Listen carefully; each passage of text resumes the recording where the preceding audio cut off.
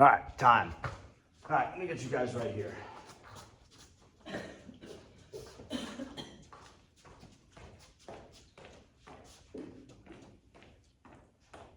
All right, so what we're gonna do is we're gonna go over a crash course on some introductory fundamentals to boxing. So, we're gonna start with stance, and then we're gonna go through some of the basic punches and a little bit of theory as to why we do these things.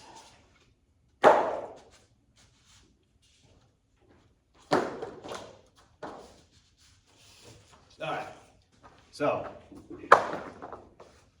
when you look at this thing on the ground, this is your center line. What's the center line used for? To be in one place, relatively to. All right, so what the center line is the place where you can concentrate the most efficient, like mechanically efficient application of force, right? So it's the place where I'm balanced so that I can move equidistantly, or I can move unilaterally, not unilaterally, whatever the one is where I can move omnidirectionally. That's the word I was looking for. I can move in any direction from here. I keep my weight balanced on both feet. Right here, at the apex of my range, is where I can concentrate the most efficient force. Right? Are you left or right-handed? Right-handed. All right, good. So left foot first. So if you look down here, you can see how I'm standing. This is the optimum way to stand. My right foot's on the right side, my left foot's on the left side. My left foot has my toes generally pointed in the direction of my opponent. My right foot is at essentially a 45-degree angle. My hips are at a 45-degree angle across this. All right, so see where your right foot is? All right, step forward. All right, we're just gonna go through this whole process from the very beginning. It'll just be faster that way. All right, so put your feet together like this. Good. Now I want you to take your feet, and without moving them forward or backwards, I want you to get them to center width apart, or shoulder width apart. All right, now you're gonna take your left foot, you're gonna step forward so that your left heel is equal to your right toes. There you go. All right, now you're gonna turn your right heel in like this. Yeah, kick it far that your feet weren't shoulder width apart. Kick your right foot out to the right more.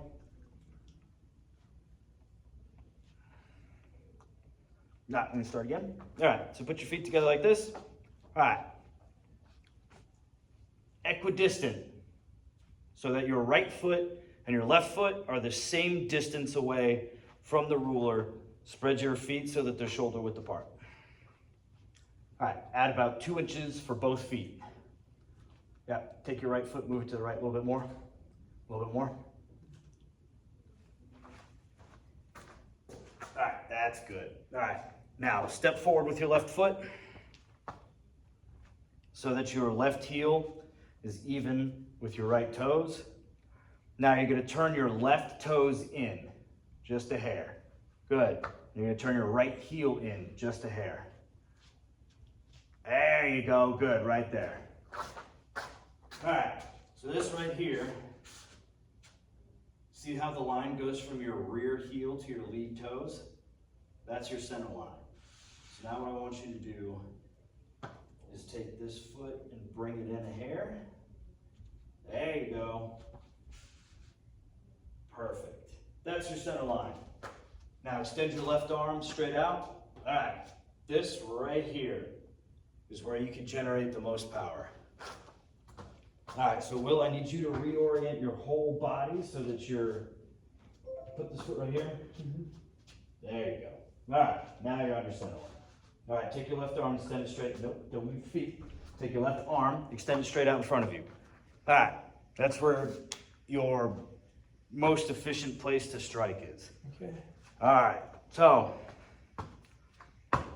when you throw a jab, firstly, all punches come from the feet. So when you think of a punch, you need to think of a punch more like a throw than a push. So what does that involve? That involves pulling. And it might seem esoteric, but it's not. When you throw a ball, you pull with your body. When you throw a punch, you pull with your body. So regardless of the punch, even when it seems counterintuitive, you're still pulling. So when you throw a jab is not an arm punch. That's one of the common mistakes people make. You throw a jab by pulling your weight forward with your front foot. You bring all of the weight in your torso forward by this movement. Your hips and your shoulders all move as one unit forward. So when I throw the punch, this foot pulls everything above it forward, like this. There you go, good. And what you do not want to do is lean, right? It just comes, your shoulder will protect your chin. You just step forward like that.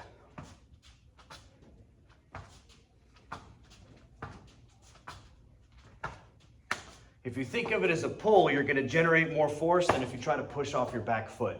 If you try to push off your back foot, you're going to isolate the muscles of your leg, and you're going to throw a jab from this leg.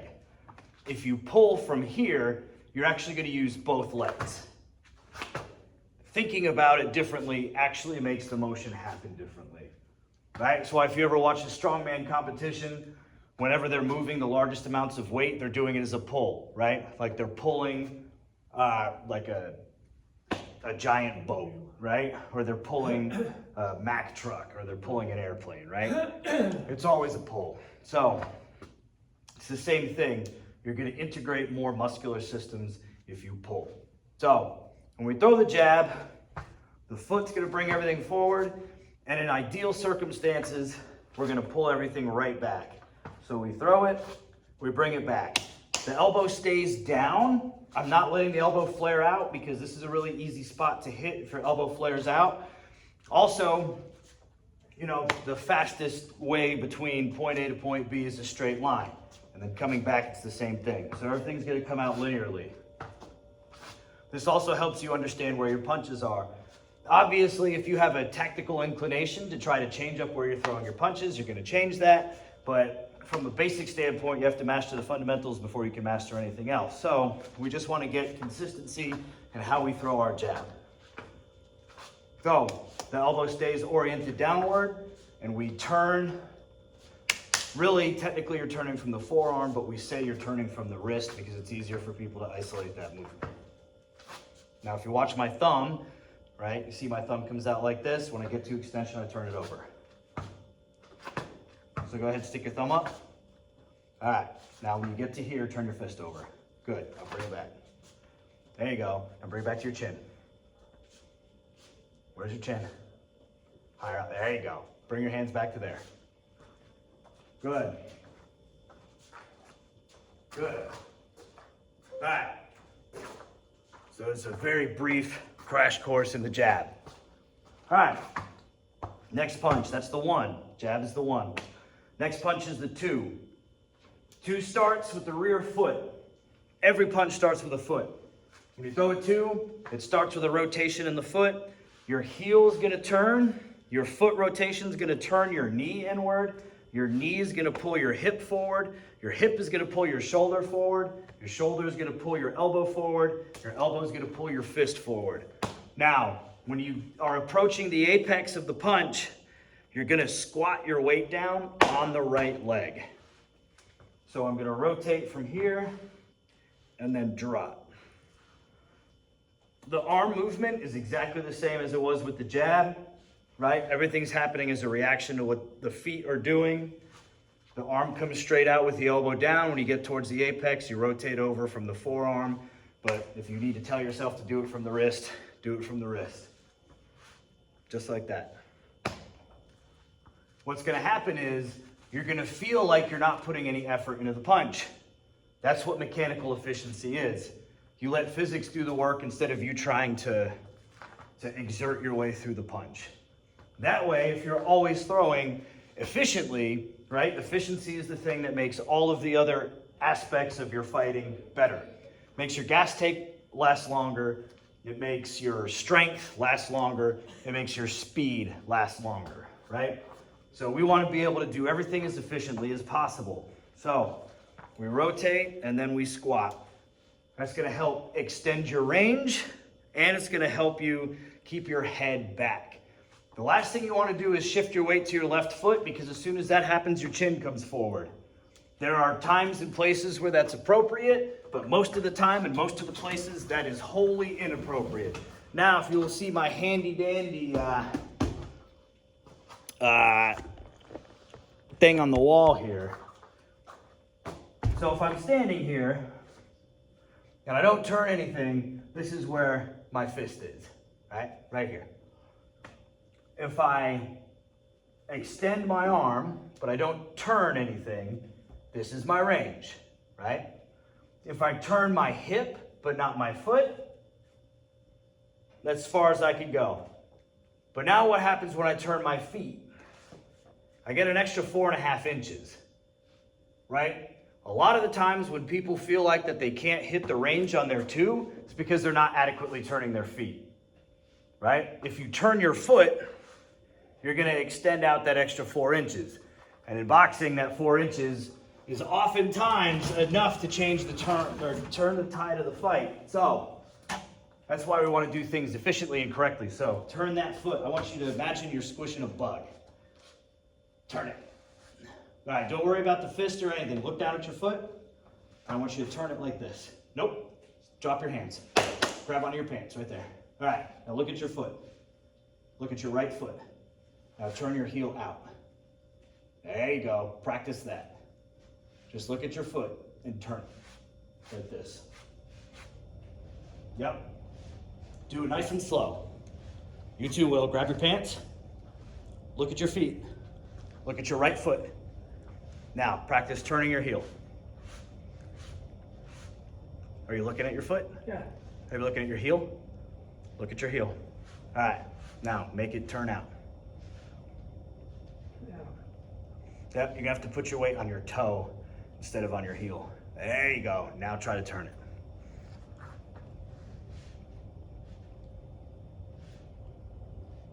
Can you turn it in?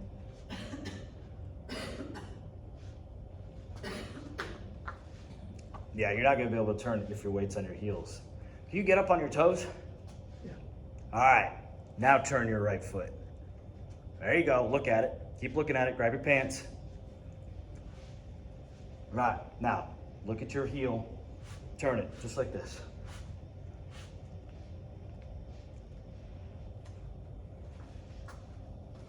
All right, so the opposite of that, like that, yeah, good. You want the heel to come out. There you go. Well, now it's just lifting, just turn. There you go, like that.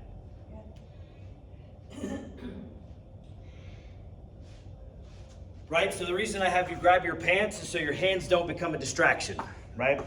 One of the things that Parkinson's does is it deteriorates your ability to multitask. So what we do is we isolate all the individual tasks and then try to reintegrate them. So if I tell you to hold your pants, it's so that you don't focus on this, right? So we grab our pants, we look at our foot, we make sure that we have a good foot rotation. The more consistent we can make this, the more consistent all the other parts of the punch become. All right, so now that we've got that kind of established, the bread and butter of boxing is to throw punches in bunches, what we call combinations. Combinations are the way that you are able to produce an effect that outweighs the expense of the energy that you expend to bring about that change in circumstances in the fight. What does that mean? It's a whole lot of words to say you want to beat the other guy up by throwing more punches. So, the center line, your feet, if we understand it, right? This is the place where the most danger is. Guess where you don't want to be? Here. So, in order to deviate from that, we use the 3 different dimensions of boxing. Right? These are the 3 dimensions: range, level, and angle. So, this is your opponent. Your range is the distance between you and him, right?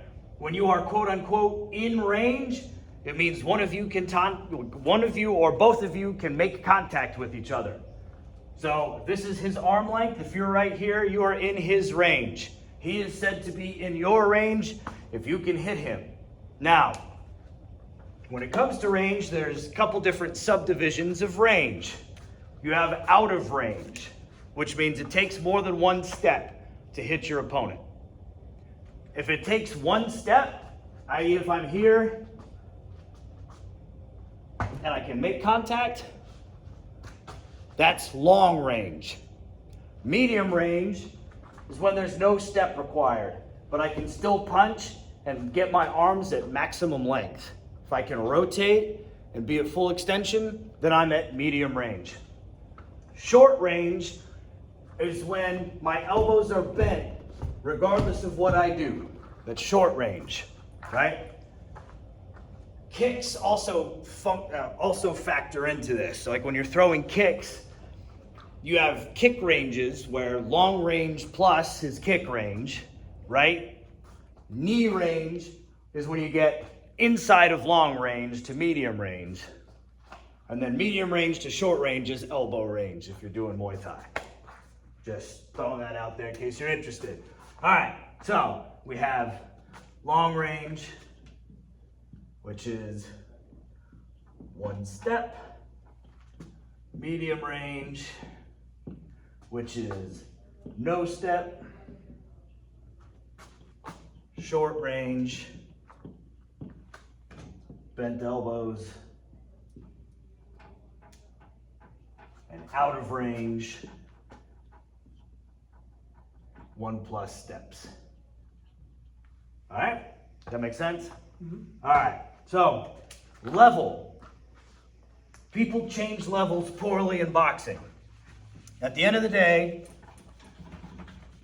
the only thing that changes when you're throwing a punch to the head or throwing a punch to the body is what? What changes? Your level. All right, yes. How do you change level? All right. How do you change level? Bend your knees. You squat, exactly. All right. And nothing else changes. So if I'm here, I throw a punch like this. If I want to throw a punch to the body, now I'm here. And I throw everything the exact same way. You might have to pull your feet a little bit farther apart if you have really long femurs. Beyond that, nothing changes. You just squat. Make sense? All right, now we get to the good stuff. So range is the simplest of the dimensions, right? Walking in and out. When you watch amateur boxers, all you see them do is walk straight forward and walk straight out. When you watch amateur fencers, it's the exact same thing. Regardless of what kind of sword they're using, they have no conceptualization whatsoever of deviating from the center line. However, good boxers figure out how to implement the two of these, right? That's where you get the intermediate boxers, usually the ones that are at the top of the amateur level, or the ones that are trying to become a professional. The ones that succeed in any level and then ultimately go on to the top are the ones that learn how to manage all three and to integrate them into their offense and their defense, right? So in order to understand angle, it's easier if you know these two first, right? You got to know where your range is. You got to know how to modify your range to be able to hit to the body. Then you have to know how to effectively hit to the body and then to the head and vice versa. When it comes to angle, once you have those mastered, you know when to step off line. So if this is his center line, and we're just pretending that it juts out even farther, I don't want to be here because this is where he can efficiently hit me. I want him to be on my center line while I'm off of his. Now I can efficiently hit him. He can only inefficiently hit me. Does that make sense? Yeah.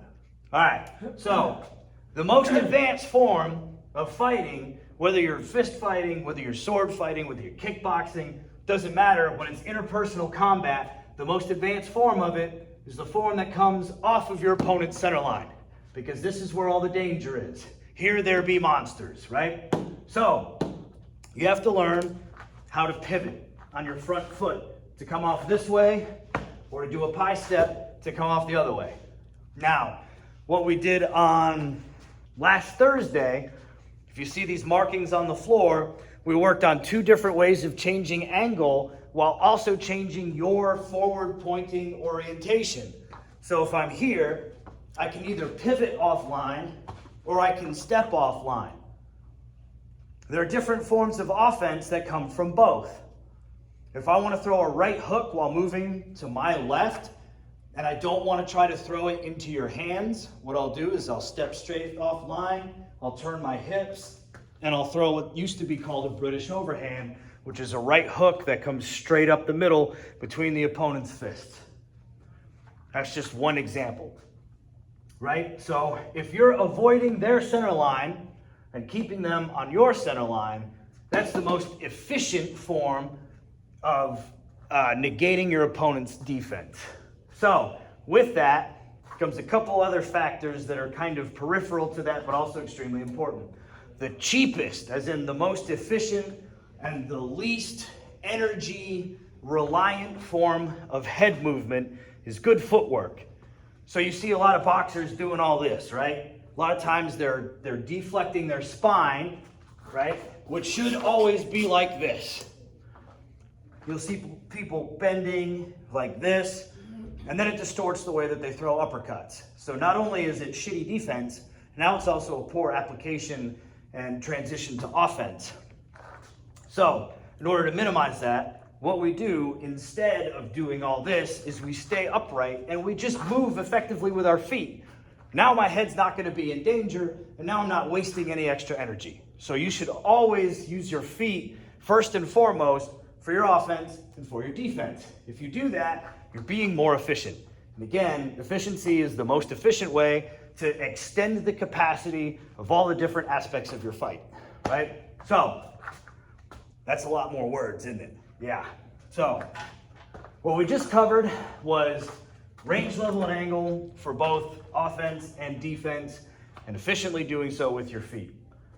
Now, go ahead and put your gloves on, and we're going to work that 1 and that 2 that we just worked on the center line here. We're going to put our rulers in front of the bags, and we're going to throw jabs, we're going to throw straights, and we're going to create simple combinations with those 2 punches.